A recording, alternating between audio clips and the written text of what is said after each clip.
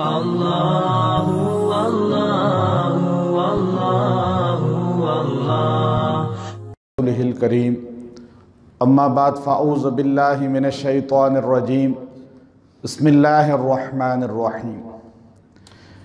ایک بہت بڑا اشکال ہے اہل علم میں بھی اور عام لوگوں کے اندر بھی، خاص طور پہ اہل علم حضرات بھی اس بات کو اکثر اپنے بیانات میں ذکر کرتے ہیں کہ بندش نہیں ہوتی۔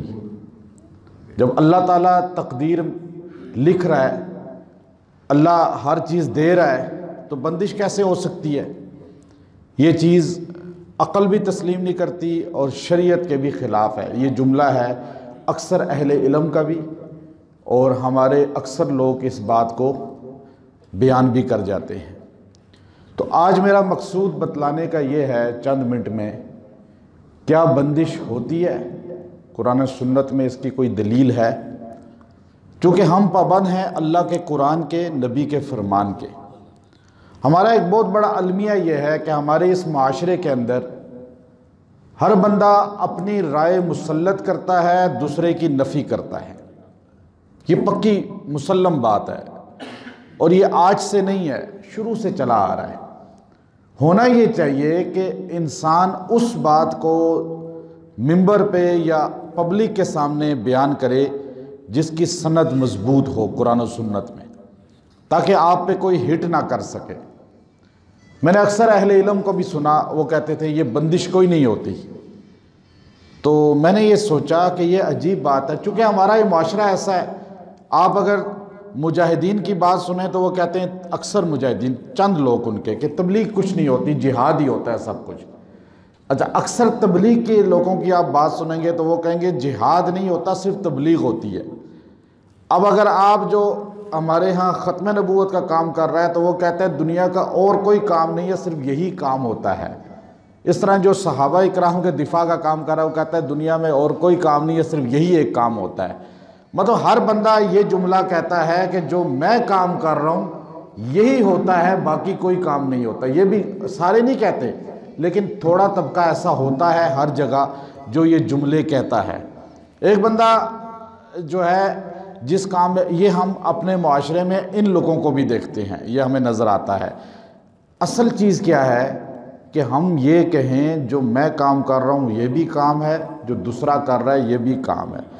ایک تو یہ بات ہونی چاہیے سمجھ میں کہ سارے دین کے کام ہے۔ دوسری بات یہ ہے بندش ہوتی ہے یا نہیں ہوتی۔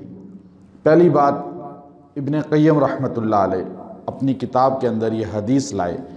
رسول اللہ صلی اللہ علیہ وسلم سے پوچھا گیا، یا رسول اللہ، کیا یہ دم، یہ وظائف، کیا یہ تقدیر کو ٹال سکتے ہیں جو تقدیر لکھ دی گئی ہے؟ وظائف انسان پڑھتا ہے تو وظائف سے، تقدیر میں اگر لکھا ہوا ہے کہ اس کو نقصان پہنچنا ہے تو کیا وظائف سے نقصان ٹل جائے گا؟ کیا دم کرائے گا، کیا اس سے یہ چیز ٹل جائے گی؟ چونکہ میں اس پہ بیان جامع کر چکا ہوں کہ دم بھی نبی کی سنت ہے، اور اس پہ الحمدللہ بخاری شریف سے بھی دلائل لائے ہیں، حدیثیں موجود ہیں۔ رسول اللہ صلی اللہ علیہ وسلم نے فرمایا کہ یہ دم اور وظائف بھی تو تقدیر کا حصہ ہیں۔ اللہ نے تقدیر کے اندر لکھ دیا ہے کہ اس نے شفا یہیں سے حاصل کرنی ہے، تو گویا کہ تقدیر کے خلاف نہیں ہے۔ اب بندش آتی ہے، ایک بندہ کہتا ہے جی بندش، جب اللہ کھول رہا ہے ایک چیز تو بند کوئی کیسے کر سکتا ہے؟ آپ کہتے ہیں جی اس کی بندش ہو گئی، اس کا رزق بند ہو گیا، اس کا رشتوں کی بندش ہو گئی، اس کے جو ہے کاروبار کی بندش ہو گئی ہے۔ اصل بات یہ ہے، آپ یہ دیکھیے کہ آپ جب ڈاکٹر کے پاس جاتے ہیں تو ڈاکٹر آپ کا چیک اپ کر کے کہتا ہے کہ آپ کے وال بند ہو گئے۔ آپ اسے جا کے نہیں کہتے ڈاکٹر یہی جو کہتے ہیں جی بندش ہوتی ہی نہیں ہے، جو یہ جملہ کہتے ہیں وہ خود بھی ڈاکٹر کے پاس جا کے تو اپنے وال بند کا سن کے یہ نہیں کہتے کہ ڈاکٹر صاحب آپ کیسی بات کر رہے ہیں۔ اللہ جب کھول رہا ہے دل کی والوں کو تو آپ کیسے کہہ سکتے ہیں کہ وال بند ہو گئے؟ آپ اس وقت وہ خاموشی سے کہتے ہیں جی آپ پیسے بتائیں سٹنٹ کتنے کے ڈلیں گے، وہ کہتا ہے جی 3 لاکھ کا ایک ڈلے گا، تو 3 لاکھ روپیہ دے کر ڈلوا لیتے ہیں، بندش کھلوا لیتے ہیں۔ ایسا ہی ہوتا ہے نا، کہتے ہیں ڈاکٹر کہتا ہے جی آپ کی رگوں میں کلاٹس آ گئے ہیں، کیا مطلب کہ خون دل کو نہیں پہنچ رہا، بند ہو گئی ہیں، بندش ہو گئی ہے نا، تو جا کے کلاٹس کے لیے میڈیسن لیتے ہیں، اعلیٰ دوائی لیتے ہیں، کہتے ہیں جی کلاٹس یہ ختم ہونے چاہیے، اس سے ہارٹ اٹیک کا خطرہ ہے۔ وہ بندش مانتے ہیں جو ڈاکٹر کہتا ہے، وہاں نہیں کہتے، یہ فارمولہ استعمال نہیں کرتے وہاں پر، کیونکہ وہاں پہ صحت کا مسئلہ اپنے پہ پڑا ہوا ہے۔ تو جب دوسرے کو بات کرنی ہوتی ہے کہتے ہیں جی بندش ہوتی ہی نہیں ہے۔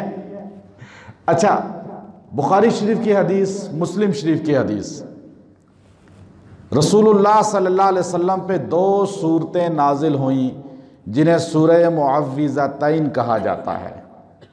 یہ 2 صورتیں کیوں نازل ہوئیں؟ کیا کوئی دنیا کا مسلمان یہ بتا سکتا ہے کہ جب رسول اللہ صلی اللہ علیہ وسلم پہ بندش ہوئی تھی تو یہ صورتیں نازل ہوئی نا؟ آپ صلی اللہ علیہ وسلم کی بندش کیسے ہوئی؟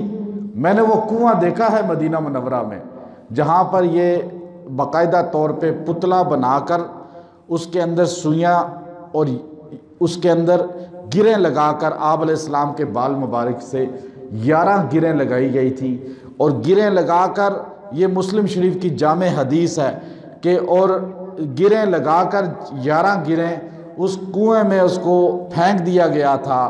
حضور صلی اللہ علیہ وسلم کی بندش اتنی سخت ہو گئی تھی کہ حضور خود فرما رہے ہیں کہ میں بھول جاتا تھا بعض اوقات چیزوں کو، جسم کو باندھ دیا گیا تھا، دماغ کو باندھ دیا گیا تھا۔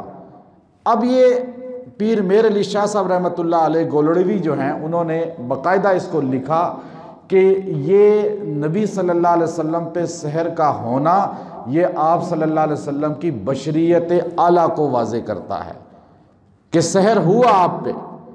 اب کوئی بندہ کہے جی کہ حضور علیہ السلام پہ جادو ہوا ہے، جب آپ یہ مانتے ہیں تو یہ بھی مانیں کہ وہ باندھ دیے گئے تھے، اس کو بندش کہتے ہیں۔ اور اس کا علاج کیسے کیا؟ اللہ نے آپ پہ آیات کا نزول کیا، 11 آیتیں آپ نے پڑھی، اور ایک آیت دوسری آیت پہ گرا کھلتی رہی، اور پھر صحابہ کرام نے باقاعدہ طور پہ سیدنا علی رضی اللہ تعالیٰ عنہ کو رسول اللہ نے بھیجا۔ یہ بھی حدیث مسلم کے اندر موجود ہے، موطا امام مالک کے اندر بھی موجود ہے کہ آپ کو بھیجا گیا، آپ نے جا کر وہ پتلا نکالا اور وہ گریں کھولی، ہر گرہ کھولنے پہ رسول اللہ صلی اللہ علیہ وسلم کی بندش ختم ہو گئی۔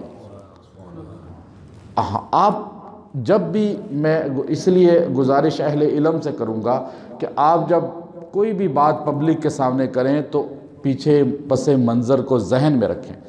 آپ یہ نہ کہ یہ ہوتی ہی نہیں ہے، آپ کا رزق کوئی بند کیسے کر سکتا ہے؟ تو یہ ساری میں نے آپ کو مثالیں اس لیے دی مختصر وقت میں تاکہ آپ کو، ہم قرآن و سنت کے پابند ہیں، علاج بھی قرآن و سنت سے ہوتا ہے۔ شرکیہ کلمات، شرکیہ چیزوں کو بیچ میں شامل کرنا، ایسے الفاظ جن کا معنی ہی نہیں پتہ، اور ایسے الفاظ جن کے معنی کو سمجھتا ہی انسان نہیں، جس کے اندر شرک کے الفاظ آ جائیں، وہ چیزیں حرام ہو جاتی ہیں۔ ان چیزوں کو استعمال کرنا جائز نہیں ہے، چاہے وہ نقش ہوں وہ بھی جائز نہیں ہوتا، چاہے وہ آپ زبان سے پڑھتے ہیں وہ بھی جائز نہیں ہوگا۔ آپ قرآنی آیات کو پڑھیں تو وہ علاج ہوتا ہے۔ تو اس لیے یہ میں نے مختصر آپ کو سمجھانے کے لیے ان الفاظ میں بتلایا، ورنہ اگر احادیث کو دیکھا جائے تو اس پہ جامع احادیث موجود ہیں، کافی احادیث موجود ہیں۔ اس لیے رسول اللہ صلی اللہ علیہ وسلم کے صحابہ کرام رضوان اللہ اجمعین بھی اکثر ان اعمال کو کیا کرتے تھے، اور خود سیدنا کعب احبار رضی اللہ تعالیٰ عنہ، موطا امام مالک کے اندر یہ حدیث موجود ہے۔ آپ فرماتے ہیں اگر میں یہ دعا نہ پڑھوں جو مجھے سرکار دو عالم صلی اللہ علیہ وسلم نے سکھائی ہے تو یہود مجھے گدھا بنا دیں، تو اس کا مطلب ہے باندھ دیں، بندش کر دیں۔ تو اس لیے یاد رکھیے، جب بعض اوقات بندش ایسے ہوتی ہے انسان کے نظر لگ جاتی ہے، نظر بد، नज़र बद हदीस से साबित है, नज़र बद से इंसान की बंदिश हो जाती है, उसकी सेहत की बंदिश, और यहाँ तक कि उसकी जान चली जाती है। हजूर अलैहिस्सलाम का फरमान है, और उसके कारोबार की बंदिश हो जाती है, रिश्तों की बंदिश हो जाती है, सेहत की बंदिश हो जाती है। तो आप इन चीज़ों का इनकार नहीं कर सकते, इनका इलाज अशद ज़रूरी है। इसलिए बंदिश का लफ्ज़ जो है ये जामे लफ्ज़ है, उर्दू का लफ्ज़ है, इसको अरबी में आप मानी दूसरा करेंगे वो कुरान और हदीस का होगा। जब आप उर्दू दानों को समझाएंगे तो उसके लिए लफ्ज़ बंदिश इस्तेमाल करेंगे, और जब आप अरबी का लफ्ज़ बोलेंगे तो लफ्ज़ सहर इस्तेमाल करेंगे या आइनुस्सू इस्तेमाल करेंगे। जब आप आइनुस्सू कहेंगे तो वो भी कुरान और सुन्नत से साबित है, जब आप सहर कहेंगे वो भी कुरान और सुन्नत से साबित है। जब आप उर्दू दानों को, पंजाबियों को समझाने की कोशिश करेंगे अपनी ज़बान में, पाकिस्तान की ज़बान में, तो आप कहेंगे आप पे आइनुस्सू हो गई, तो उनको क्या समझ आएगी? तो आप कहेंगे आपकी बंदिश हो गई। समझ आ गई आपको सारे अहबाब को बात? तो ये हमारी बंदिश इसको बोलते हैं। व आखिर दावाना अनिल हम्द।